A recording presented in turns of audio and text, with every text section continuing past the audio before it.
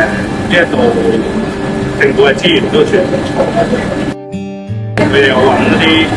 博主啊、小紅書啊或者報章啊，去幫我哋做宣傳啦，同埋呢個管理公司咧都會去有一個活動咯。咁譬如好似端午啊、中秋啊，譬如而家1週年啊、新年啊、聖誕節啊，都會有唔同嘅佈置同裝飾咯。咁呢個係幾驚喜嘅，即係當然自己都要準備一啲對應嘅菜式啦，同埋一啲套餐去俾市民咁樣。其實幾乾淨嘅呢個廣場，同埋有好靚嘅海景啦，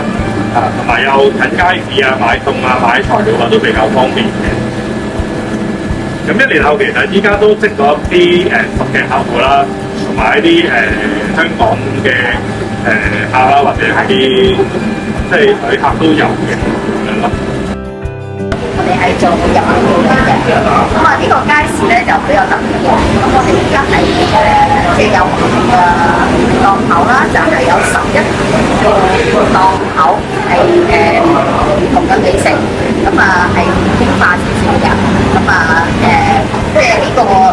環境亦都係好優美嘅一個海景嘅，咁就希望大家可以過嚟呢度品嚐下嘅。